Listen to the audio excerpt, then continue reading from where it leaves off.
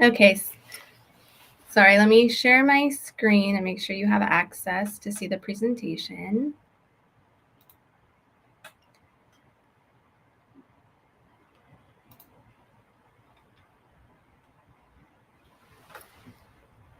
We'll just wait about 30 more seconds to make sure everybody is on.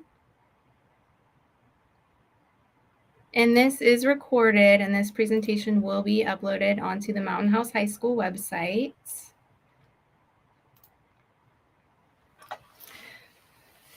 Okay.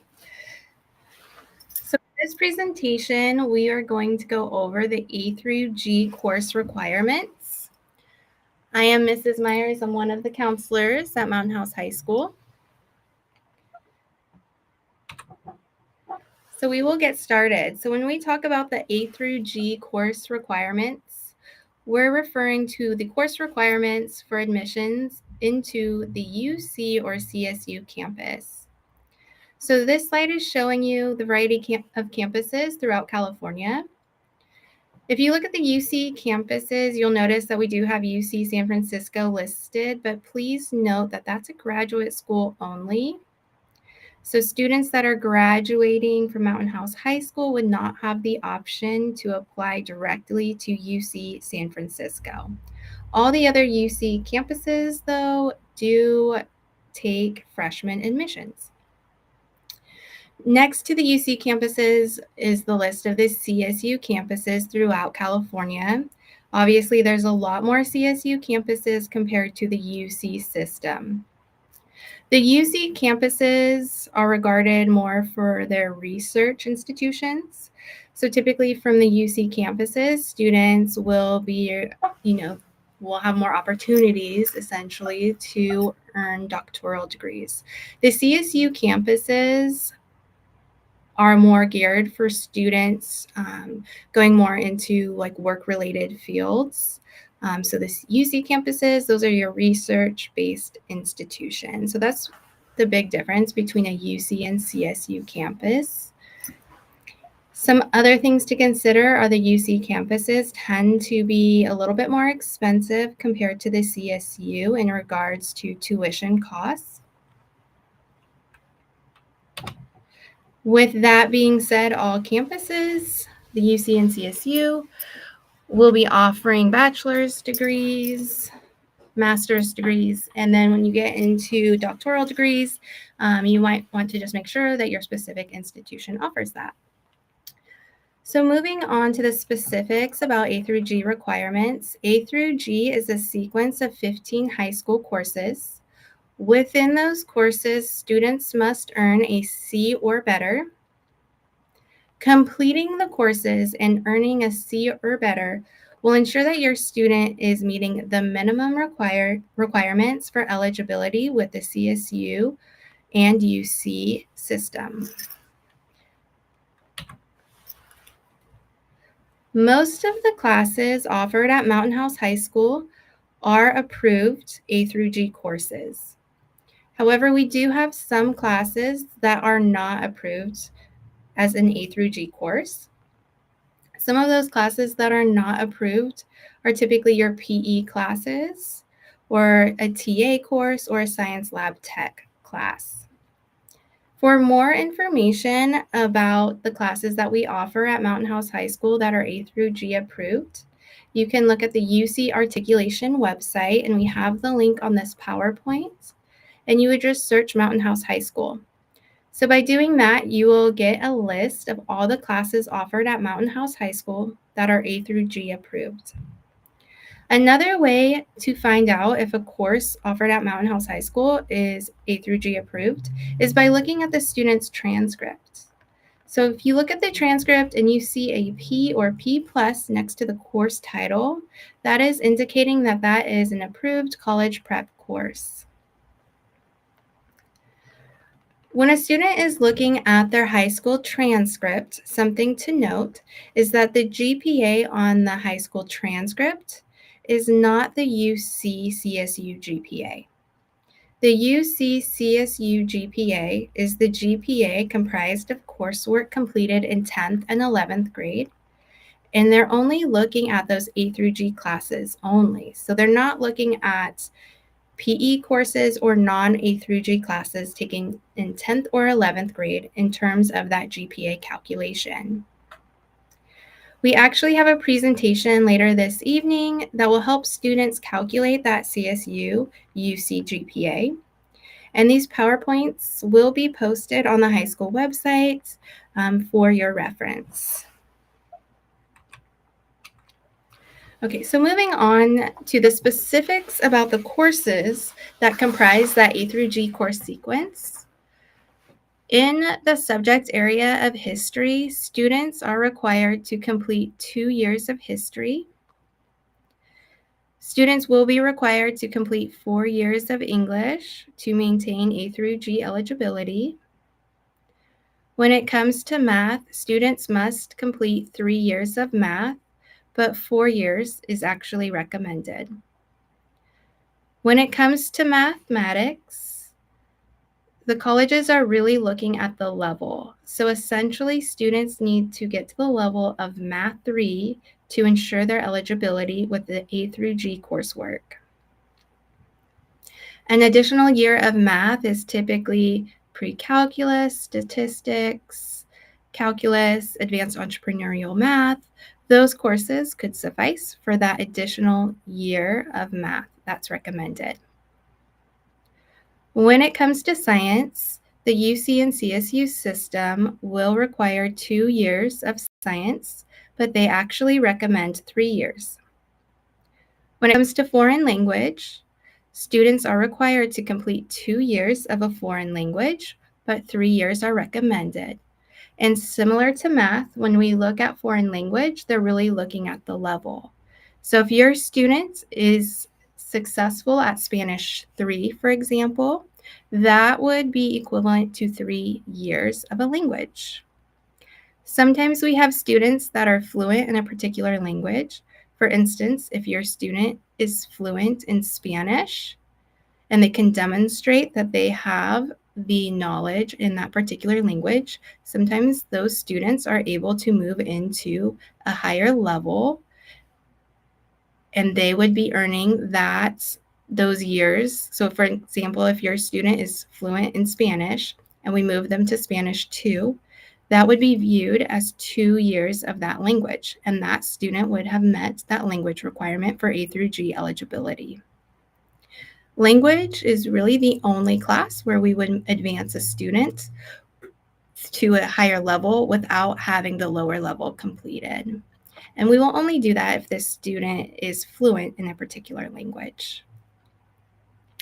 In addition to foreign language, students must also complete a year of a visual and performing arts, as well as a college prep elective.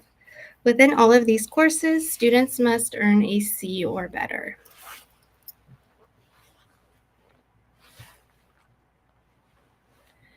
This slide is demonstrating the 4-year plan at Mountain House High School. We included this slide to demonstrate that students have plenty of time within their 4 years of Mountain House High School to complete not only graduation requirements, but also the requirements of A through G. So if we're just looking at this, you can see that English is required for graduation all 4 years, and it's also a requirement for A through G. For graduation purposes, students will be required to complete world history, U.S. history, government econ, as well as global studies. So if you remember, for the subject of social studies, 2 years is required for A through G. So when students are completing Mountain House graduation requirements for the subject of social studies, they are actually also in line with those A through G requirements as well. When it comes to math, we actually only require 2 years of math to graduate. So for instance, if your student only wanted to complete up to the level of math 2, so that in freshman year, let's say they did math 1, in 10th grade, they complete math 2, essentially they've completed their math requirements for high school graduation. However, if your student wants to go to a 4-year college upon graduation, in 11th grade, they would need to take math 3. So just keep that in mind. That is the slight difference between our graduation requirements and what you see with the A through G course sequence. When it comes to sciences, we actually require 3 years of science to graduate. And when it comes to A through G, 3 years was recommended. So just by meeting our graduation requirements with the science, with our subject of science, students are also meeting those A through G requirements as well as the recommendations. Mountain House High School does require 2 years of PE. That's actually a state requirement as well. And in senior year, students will be required to take Adulting 101. However, Adulting 101 is an approved college prep elective, so that class could suffice for your student's college prep elective course, which is required for A through G. And so looking at this, you do see that there are still plenty of options for students to take electives throughout high school. So students can meet their A through G requirements by following the 4-year plan that we have listed here. Also keep in mind, so students will also, in addition to the classes that are listed here, they would also need to take a visual and performing arts. So in 9th grade, a student could easily sign up for marching band, or they could sign up for choir.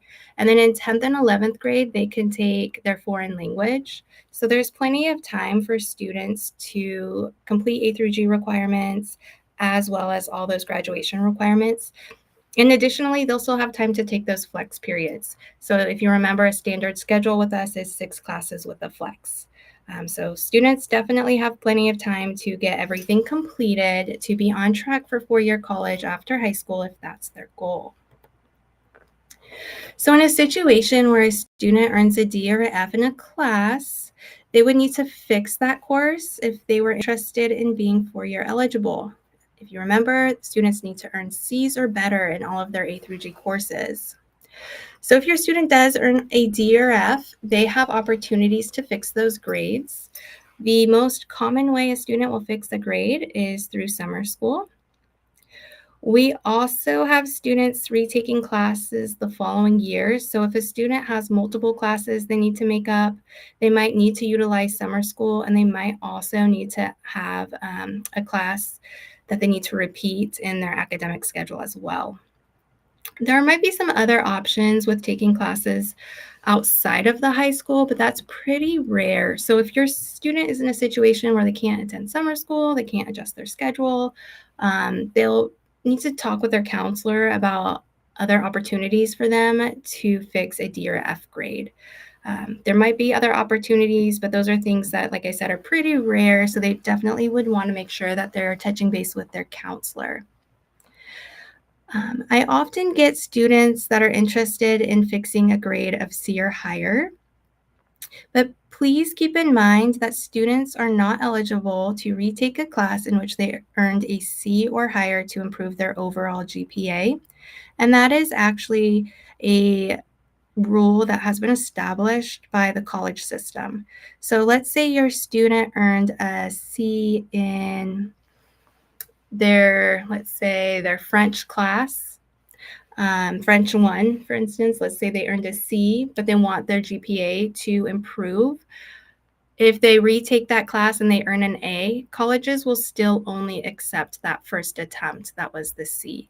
So unfortunately, students cannot retake classes of a C or higher, but the good thing is those are great grades, so students should be proud of themselves if they earn those grades. They've met the requirement for UC-CSU eligibility.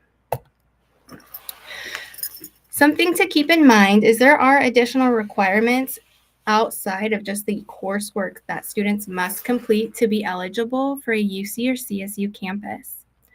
When it comes to the UC system, students must earn a minimum of a 3.0 GPA. So the UC system tends to be a little bit more competitive than the CSU system. And truthfully, some of our UC campuses are admitting students in that higher 3.0 to 4.0 range. So if your student earns strictly C's throughout high school, they've earned the grade necessary to be eligible, but for the UC system, they wouldn't have met the GPA requirements for admissions. The UC system is looking for those well-rounded individuals, so a part of their application process is answering personal insight questions. The UC system will heavily evaluate those questions when making admissions decisions. And please keep in mind that impaction and major play a role in both the CSU and UC system. When it comes to the CSU system, the GPA requirement is at a 2.5 GPA. However, the CSU system will consider students with a 2.0 or 2.49 GPA. And each campus will be slightly different when they're determining their additional factors when considering students for admissions who have a 2.0 to 2.49 GPA.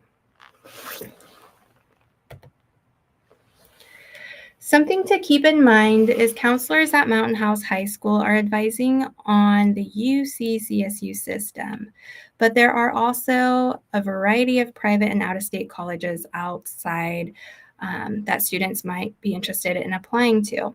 So when we're evaluating students and their eligibility, we are really looking at those A through G requirements. When it comes to private and out-of-state schools, some of those schools may actually require an SAT or ACT exam.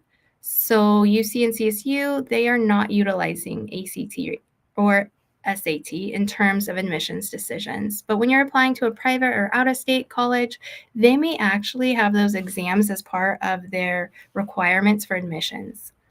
The GPA requirements may also differ. And some of those applications may have different supplemental requirements as well. So those are things that students will need to keep in mind if they are interested in applying to a UC or CSU campus.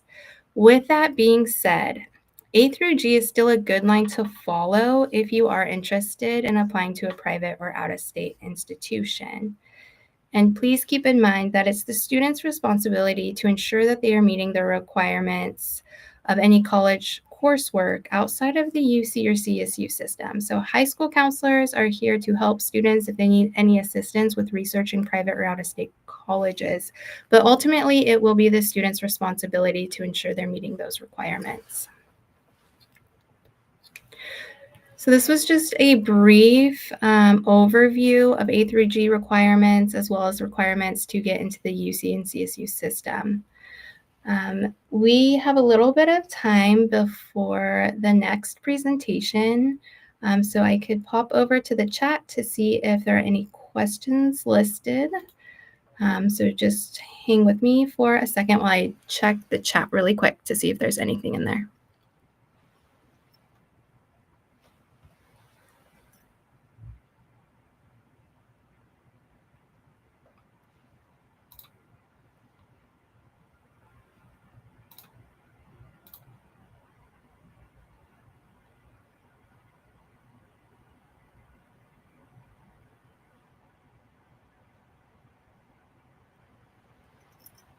Okay, and actually I don't see that I have access to the chat, unfortunately. So I don't have access to see if there were any questions.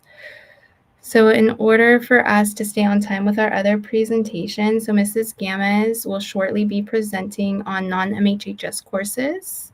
We could end this presentation so everyone has an opportunity to hop onto that link. And then following Mrs. Gamez, we do have presentations on computing that CSU UC GPA calculation with Mrs. Islami. So that will take place this evening as well.